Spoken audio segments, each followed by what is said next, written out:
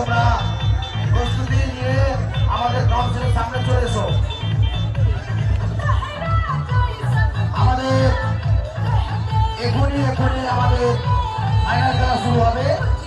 তার আগে আমরা আমাদের ফাইনাল খেলার প্রস্তুতি নেব। মাঙ্গলিক যে সমস্ত আমাদের ক্রিয়াকলাপ থাকে